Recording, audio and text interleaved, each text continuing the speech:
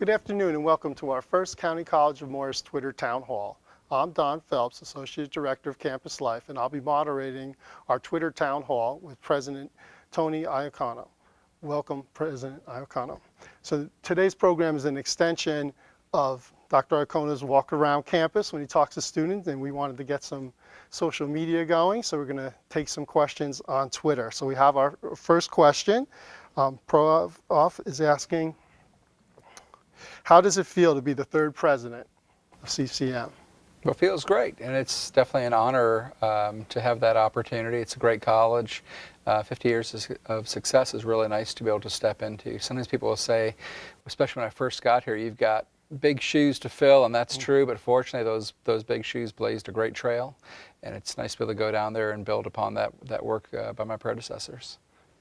One of the things we want to talk about today was communication and how important it is to stay in touch with fellow students, and once you leave, networking and stuff like that. Sure. Any thoughts on the communication? Yeah, I like to tell students a lot, make good friendships, build relationships while you're in college, because you never know. But more than likely what will happen is that some of those people, at least, you'll wind up working with or having some kind of relationship with later in life. And that to me is one of the real benefits of social media, which we didn't have, obviously, when I graduated college, but we do have today. And, we live in a global society.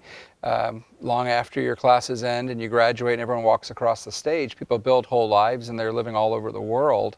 Social media is a really, really great and easy way for people to stay in touch and continue working with each other. So it's absolutely imperative. Students sometimes overlook the importance of building really great and sustainable relationships, but it's as much of a success recipe as doing well in your classes, quite frankly. We have some students that joined us in the audience today as well, so you'll have an opportunity to ask a question if you want. Just get my attention and I'll repeat the question for you. Let's talk about the importance of being involved in CCM, both as a student and your academics. Right. I don't know what your experience was like. We were talking earlier. It sounds like it was maybe more rich and holistic than mine was. I was really active in student life as a high school student, but as a community college student for the first 2 years, I was very active academically, but I didn't take advantage of clubs, activities, and other things that, in retrospect, I really wish I had. Sometimes I was very focused on when I graduate here with my associate degree and go to the university, then I'll get more involved, and I did. But looking back, I really wish that I didn't wait for 2 years to get involved. There was a lot going on.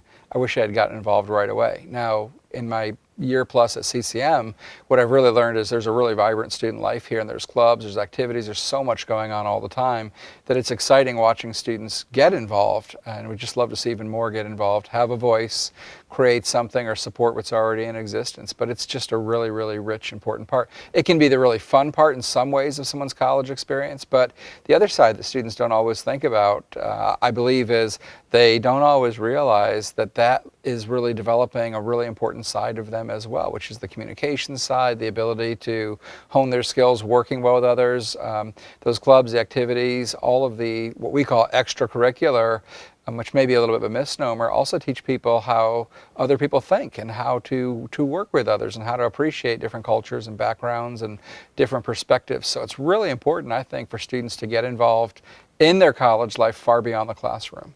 Yeah, I agree. I think the students that just come here, go to class, and go home are really a disadvantage to themselves. Yeah. I know for me, I was the exact opposite. I was not involved in high school very much at all, and I really made that conscious decision that when I go to college, I'm going to get involved, and I dove in, the first day at new student orientation and looked at what clubs there were and got involved and stayed involved with my academics as well. That's a great way just to get in it, because those are all the skills you're going to need later on. If you have tremendous knowledge about a particular subject, discipline, or you're just very, very well-rounded educationally, but you haven't really learned how to work with others and how to appreciate and incorporate different viewpoints, or build good relationships, you're really limiting yourself. So you were making a much smarter choice than I was right out of the gate.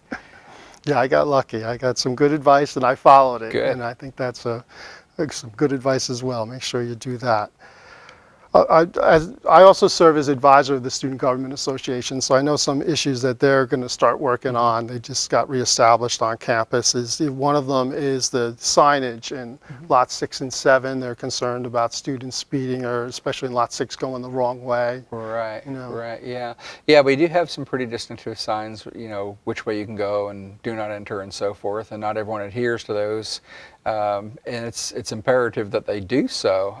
This has come to our attention. I know that we're bulking up our own security patrols in certain areas of campus, but honestly, it's one of those that you cannot monitor 724. It's like the roads, the rules of the road that we all drive on every day is there's speed limits and there's requirements, regulations, and it's, a responsibility for every one of us to observe those, for our own safety and for the safety of others as well. So it's the first thing is to really ask students and others who are using those lots, slow down, be observant. There's a reason. And if there's a worry about I'm going to get to class late, the secret in life is always start everything early, including the trip from your house to school or to work or what have you. I was talking to a student the other day about this, and the person said, "Oh, it always seems that I'm running late, and I'm always hitting every traffic light." If you start late, that's your experience. If you leave a little bit earlier, you may not actually hit all the green lights that you think you are, but you're much more relaxed because you've given yourself a lot of time. We don't want you speeding on campus and endangering yourself or others, but it does mean, in spite of the fact that we might increase our security a little bit in certain areas of campus, it's really, really critical that everybody does their part to behave in those parking lots. Yeah, it definitely takes a community effort, It that's takes for community sure. effort, exactly, Yeah. exactly. Okay, question from the audience? As a new president, I'm sure there's some changes that you've been wanting to make as you came here. I'm wondering what are some short-term things that you plan on doing by next semester even, and Okay. some long-term? Sure, sure. So let me just go ahead. repeat the question. So Chloe asked about, now that you're here, some of the short-term goals you have, changes you'd like to see? Right. So some things we did last fall, we started on a complete upgrade of the Wi-Fi across campus because I do use digital devices. I usually have multiple every day, and I wanted to make sure that I had and you have easy access, and so we did a huge upgrade. I think we've doubled the amount of routers we have. We go around testing pretty regularly using some digital heat maps to see is the system flowing well. And then we brought in some software that tells us ahead of time if we're looking at a slowdown of traffic because our system's getting overloaded, and the new system allows us to reroute it. So it's kind of like when you're traveling down the highway and your GPS tells you there's a traffic jam up ahead or something going on, it'll route you. So without you even knowing it, you're getting routed a little bit, and you can do it. The second thing is we wanted to make sure it was easy for you to use, and so we gave students the choice of secured access and unsecured access. Also because we recognize a lot of people come onto the campus for a lot of different reasons every day. Meetings, community groups and members come on campus, and we wanted them to have easy access to Wi-Fi as well. We didn't want to be the place where everything gets shut down, right? It's just not the way any of us live or work anymore. So that was one of the first big changes that we made right away. And the second, which we're getting ready to embark on, we did a huge study of the technology across the campus and where we need to upgrade. And one of the things that became evident right away was in our student labs, anywhere we have computers and employee offices, various offices that are serving students, the technology needs a massive upgrade across the institution. So the surveys have been done. We did work with a number of companies who can do that kind of work for us, and that work has begun already, and you'll really see the full impact as we move through the spring semester, particularly at the end of the semester. You'll see some huge upgrades going on, and that'll continue into the classrooms. I'd personally like to see a lot more cutting edge and innovative technologies. I think that students have come to expect it, and it can really enhance and enrich your education, and have seen some amazingly innovative things that faculty are designing right now to bring into the classroom, including virtual reality, and a lot of places where you might not expect to find it, which makes it an even more exciting learning environment. I really wish that I'd had that when I was a student, but it didn't exist. We had what we had, and there are things that exist now. We want to make sure that you have that as well. So, that's one of the more immediate examples of some of the changes. and what might seem a little bit more mundane is we did a lot of organizational changes and we continue to tweak out some areas. So we moved things around. We added some offices that we haven't had before, one of which is a data office so that we really understand what's happening at the college by the numbers. What are people using? What do people need more of? So that we make really good, smart choices. And the choices aren't based on, I think this would be good. We have more clear information. We survey students pretty regularly, but we watch your habits online as well without necessarily knowing who you are as a person. What is it that you're engaged with? What is it that you like? So we try to learn as much as we can about you, about what's going on nationally and globally, how practices in the classroom are teaching, and then we try to bring that in and across the campus as well. So those are some of what we have. We did hire a pretty large number of faculty last year. When I got here, what we observed, one of those things, looking at the data and listening to students, is they couldn't always get all the classes they wanted when they wanted them, when they needed them. So, we did a study on that, and we hired 17 faculty members, and we're hiring more to make sure that we can stay out in front. We're looking at all kinds of new programs to add to the college as well. And then one of the biggest changes is we recognize not all of our students are that so-called typical freshman where they've just graduated high school. A lot of our students are the 25 and older population who maybe didn't start college or even think they needed college when they graduated high school, but after working for a few years, they realized, I'm in a place now in my life where my decisions now are I'd like to have that experience. So we're designing more structure and experiences for the older students as well. We right now do offer 2 associate degrees that are completely online in recognition of working students. You don't have to be 25 and older, but it was really designed with them in mind. I think we're going to see a lot of students take advantage of it. We have a virtual campus in design right now, and we've offered online classes for a long time, but being able to offer an entire campus online and all the experiences that exist is a huge undertaking, but we think we have a lot of students that no matter how many hours we're open and no matter what it is we try to do to be flexible and more inclusive, still can't participate. So that's one of our big pieces. And the other major program in design right now is to move from honors classes to a full-blown honors program. So you have a couple of major programs that are in design, and then new courses, new degrees that we're bringing in as well. The biggie is, and it helps us a lot to hear from students, what is it that you're not getting, that you're coming up short on? What is it that you want? What are your ideas? Maybe you're unbelievably happy in your program like a lot of students, but if we had this and this, it would make your education even better. We're growing out our workforce program extensively for working adults who need to keep their skill set really sharp and cutting edge. To bring them back into the fold as well is a major initiative of ours. So there's just a lot going on right now.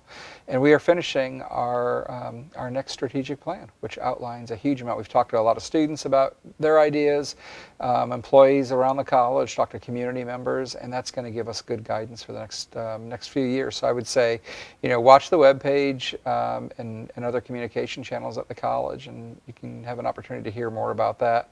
And you can always talk to us about some of your ideas as well. Okay? Thanks for asking. Great questions. Thanks, Chloe. We had a question on Twitter from Joe about transfer agreements. I know we've signed some exciting ones, creating some great opportunities. Right, yeah. So I think one of the real strengths of the college, and really shows the continuous thought about, we're here for the students. They are our biggest priority. And so we're continuously not only thinking about how do we get you started at CCM, not only how do we help you thrive at CCM, but we want to make sure you're doing well after CCM as well. And that's what the articulation agreements are all about. So we do work with over 100 different colleges and have literally hundreds and hundreds of articulation agreements. We recently signed some with Centenary and Rider, and we're still at the table with both of those universities, which are great schools, and developing more agreements with them. The agreements are always program specific. So, we offer more associate programs, they offer more baccalaureate programs in areas we haven't already negotiated through, and we're working on those, as well as many other universities in New Jersey and outside of the state. And then the nicety with those is they sometimes come with some really nice financial incentives for students. So when I ask students to turn the table a little bit who are they're in their last semester, they're getting ready to graduate in the spring, what do you wish you did when you first came here that you didn't. One of the things I hear most is, I wish I had talked to Carrie Hawkins, the transfer coordinator, when I came in, so that I would have been more aware, because some of the university students are thinking about, do offer huge tuition discounts, they offer housing discounts and a host of other things. And we want you to know about that early. That can guide your decision as well. So yes, look for more agreements. We've got a great staff here, Dr. Simmons, Dr. Smith, and Carrie Hawkins, who are continuously working on that, deans, faculty members, and so forth. But we want you to do well here. We just want you to keep doing well when you leave. And then come back and give back to the college. We need your expertise and your support long after you graduate, too. That's for sure. Yeah, stay involved with the college. Right. Now, there's been some recent changes in food service on campus, over in the Student Center and some of the options over in Cohen Hall. Can we Right. talk about how those came about? Sure. Okay. So what happened last year is we kind of observed, that the food service area in the student center was not really being used. A lot of students weren't eating there. And when I showed up, I thought, this is amazing. This is, that food that a lot of students really want. It's pizzas, and it's 10 different kinds of macaroni and cheese, and there's a salad bar and sandwiches and soups. It must be busy all the time. But a lot of times I felt I was one of the few people eating over there. So it wasn't doing a lot of business. And so that area of the college did surveys. We sat down and we talked to some students. What do you want? What are you looking for? There were paper surveys. And what was observed was, or what was decided is, okay, so let's reinvent the menu. The SCC isn't really doing any business, but food services in Cohen Hall, because that's where all the classes are, and computer labs and so forth, was a lot busier. Let's make the changes in there, and then let's observe and see how it goes. Now, we don't just observe visually, because if you walk in, it's full most of the time, and I do eat over there, and gives me a chance to sit down with students and talk to them about how's it going. So if you look at it, it looks like it's going great, but we have had some students who say, it's not going great for me. I'd like to see different choices, more choices. I'd like to see some lower priced items and so forth. So they're re-examining all of that and seeing, what options do we have and so forth as well. So one of the things that was put into place when they moved all the food services to Cohen Hall was to set up I think it's going to be online through some kind of social media ongoing survey where students can continuously give input of, I'd like this more or that more. I remember when the students were voting, so to speak, early on, there were some really popular choices like we should have a part of the eatery that focuses on Asian food, or a part of it that focuses more on exclusively Italian food, where there were a lot of different ethnic choices, and in the end it came down to hamburgers, which I think are pretty tasty, but I try to stay over on the healthy side more often than the other side. So there's a salad bar, there's wraps and other things that you can kind of customize and get. But clearly people still want more choices, so they're back to the table looking at how do we do that as well. Now there's still some choices, and some students tell me they like going over to the SEC because it is a little bit quieter over there. Some students will say, but the vending machines, it's all unhealthy food. Other students will say it's not true. If you go and look, some of them, it kind of runs the gamut. There's some that have, fresh fruits, salads, and those things which are very low calorically. They're just fruits and vegetables. And there's other things where if you want to live a little dangerously and have more fun, you can get all the candy, potato chips, and sodas, or you can get health drinks and water. So it's all over the board depending on what you want. It seems like most of the time there's more students clustered around the ice cream machine than there are around salads. But we all eat differently. We all like different things. Eating healthy is very important, and you can stray from the trail once in a while, but it's usually better to take care of your diet, and everything else works better because of it. But I would continue watching, and I always tell students, don't hesitate to go talk to the folks over in food services over in the Cohen CAF, and they're pretty good listeners. They genuinely want to know, and they make some big changes as a result of. So I would look for more changes, I suppose. Right. I think it's all about the options. Our It's students about the want options, yeah, and the options also include, students can always bring their own food onto campus. There's no restriction there whatsoever. I think both places have microwaves if they want to bring all do. something, and I see people do that as well. So yeah, that's a nothing very wrong with that. inexpensive option as well. It's So it can absolutely. save some money. Yeah. Now we have another question from Twitter.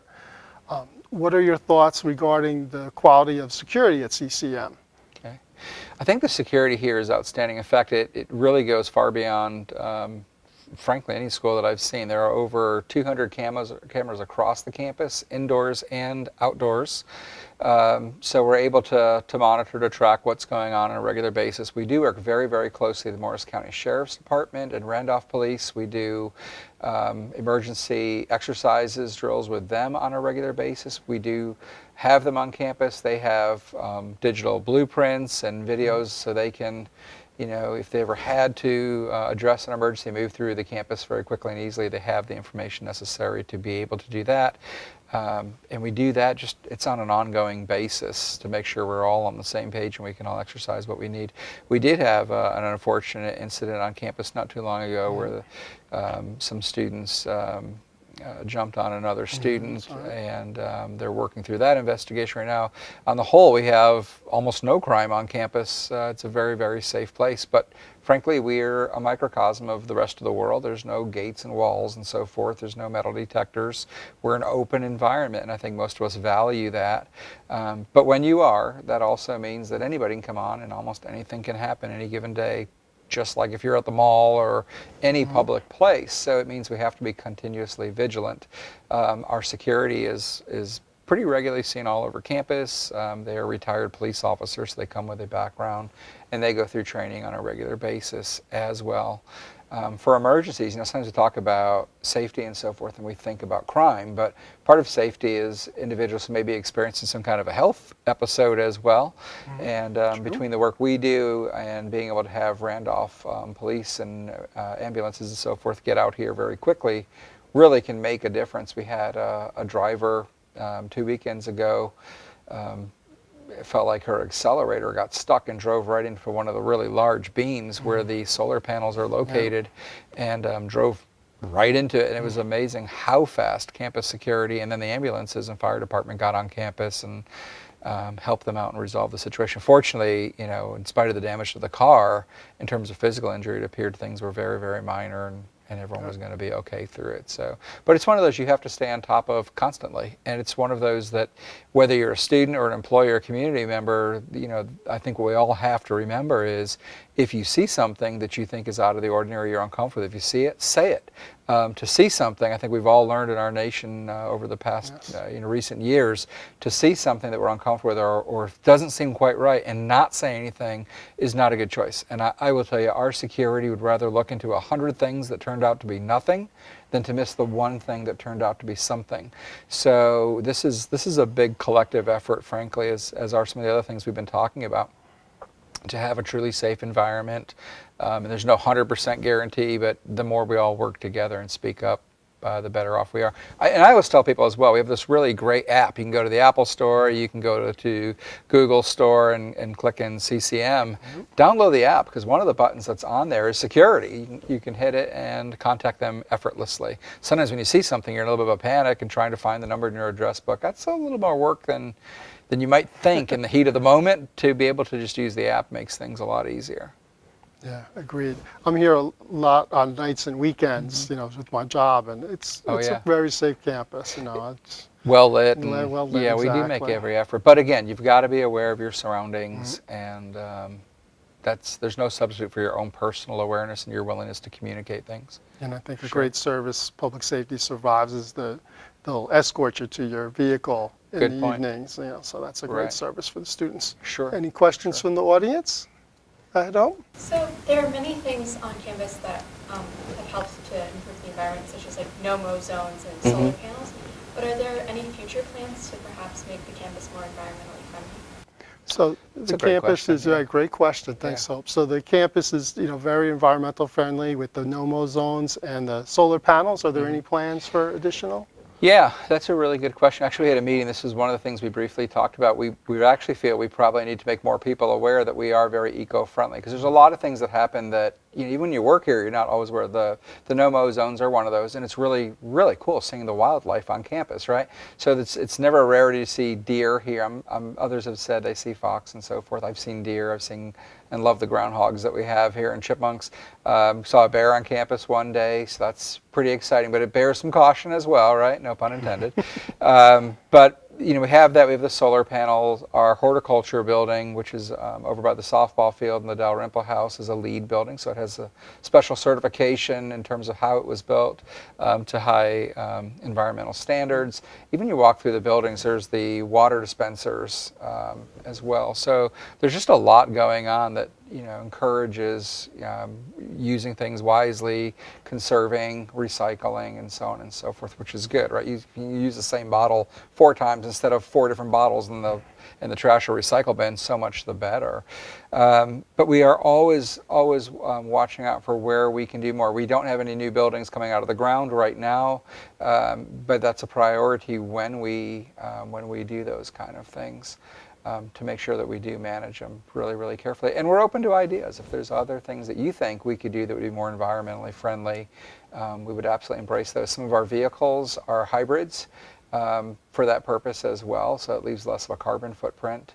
And of course, we do recycle around campus. I think like most organizations do and should.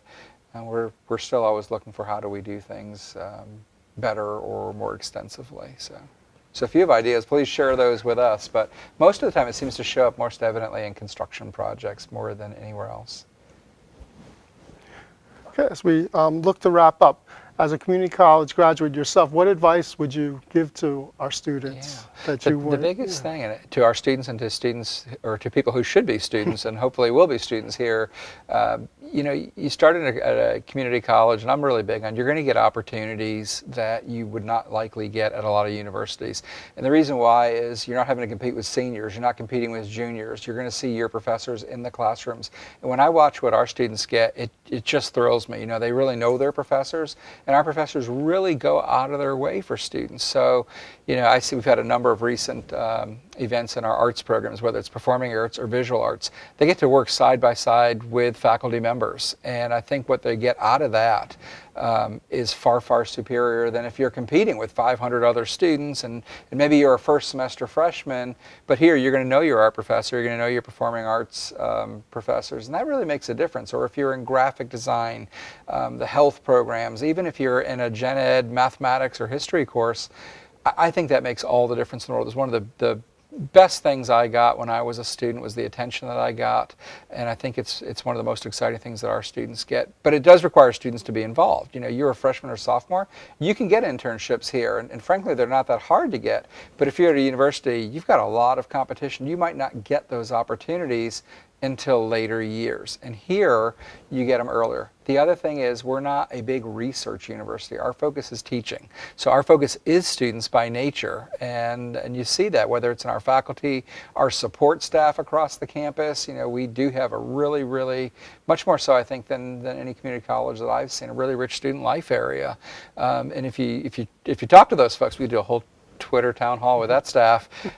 They live, eat, breathe, sleep that. What can we do? How do we really help the students grow more, and how do we make it a really great experience? So I think it's what we do by nature, what we're designed and built to do. But I think students still have to put a foot forward and get involved. But you start at a community college, you can go anywhere. And I feel like I'm an example of that. But at CCM, look at who our alum are. They're represented at every walk of life. They're medical doctors and dentists. They're mechanics. They're chefs. They're nurses. They're school teachers. Anything you could possibly want to do, you can do here. And it's not just sounds good to say it. Take a look around at who our alum are. And I know we're going to feature a lot of that coming up on our 50th anniversary. But they're abundant stories. It's your life as a student. It's what you want to do with it.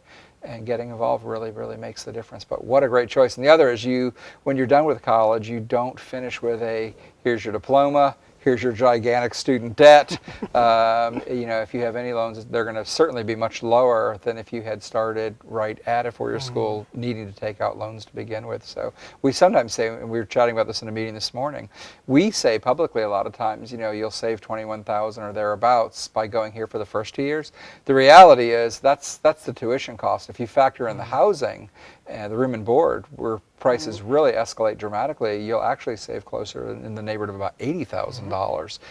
What would you do with $80,000 if given the choice to spend it? And it is your choice as students.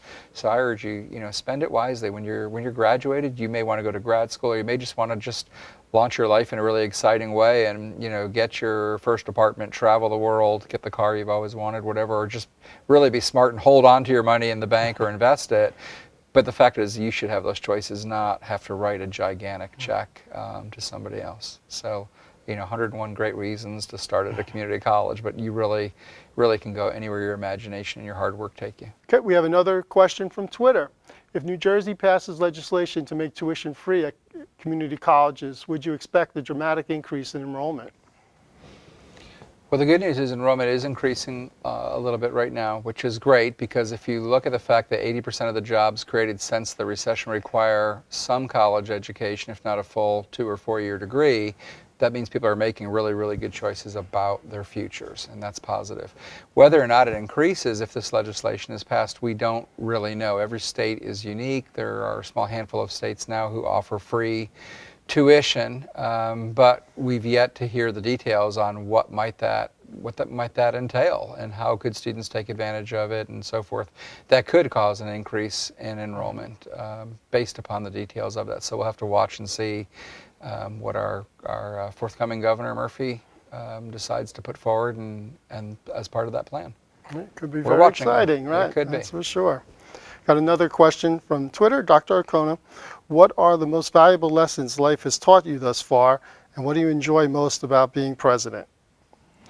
The most important lessons life has taught me this far. Oh, my word. Big question.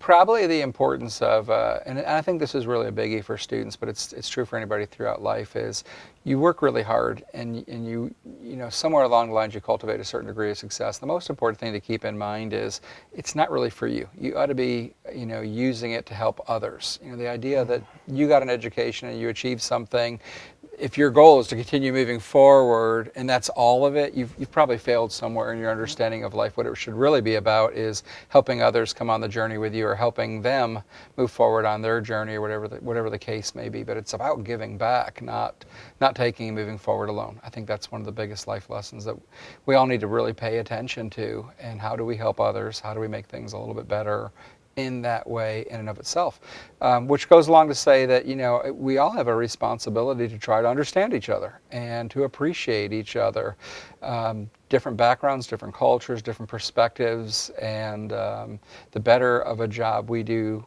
trying to understand and incorporate and value one another, and recognize that it's not only okay that differences exist, they should be celebrated and embraced even. The nicety of our nation is it's a nation made up of cultures from all over the world and from people from all different backgrounds. And when we put all of that together, it's just remarkable what we've accomplished as a country. When we forget that and we begin pulling it all apart and we begin feeling like one is superior to another, we really tear ourselves down. And we all get the same 24 hours in the day. Do you want to spend it building each other up and moving forward collectively, or do you want to spend your 24 hours pulling each other down? Well, the pulling each other down is easy, and we seem to be in a pattern across the nation and globally even, where we're spending more time tearing down than building up. And I think the goal ought to be every day we get up, we ought to be spending our time trying to build upward and collectively, not pulling apart. The second part of the question, I think, was about what do I enjoy most? Yep. Okay, what do I enjoy most, essentially, is coming out and having the interactions that I have the opportunity. It's really, really fun to interact with the students, the employees, and community members. So it's those interactions that really make it worthwhile and help me, stay very, very focused on why are we here. But if you can't get excited about other people's lives, and you can't get excited about spending your time helping others achieve their goals, then education's not the best field for you to work in per se, but it makes me really happy every day to have a chance, even in the smallest of ways, to help someone and to hear from them and what are they working on, and see them be successful in accomplishing their goals and dreams. So I love that. And frankly, working, one of the reasons I chose education was I loved being a student. And working in education means you never have to stop learning. You're going to spend your days with very smart, creative people, and it's continuously exciting as a result of it. I can't imagine doing anything else, frankly. And when things do look challenging globally, I always tell people, just come out to our campus, walk around, talk to the students. You're going to feel great in a small amount of time, and you're going to feel like the world has an enormous amount of hope from these generations that are coming through. It's a very, very exciting place to be and time to be. It's an energizing place, that's for sure. It is. Now, Zool also wanted to know about some challenges you faced. Okay. Challenge I faced as president, or in what way? She didn't really specify, so. Okay. You know, So, challenging things can be that, how do we take a lot of different ideas and pick the best ones or integrate different things to create something new? Those are healthy, I think, really productive challenges by and large. Sometimes you want things or even need things to happen more quickly than they can, so it can be challenging a little bit to be patient and let things fall into place. And I'm probably the last person accused of being the most patient person on the planet. But I often say there's thousands of people waiting on us to make a decision and to act on it. So, things that we have to be patient because they're going to take a while, we can be because we have to be. But that which we can do today, let's do now and move things forward. So those often come to mind. Dr. Kono, thank you so much for Thank you. engaging with our students today, and we definitely look forward to the next opportunity. Okay, great. Thank you so much.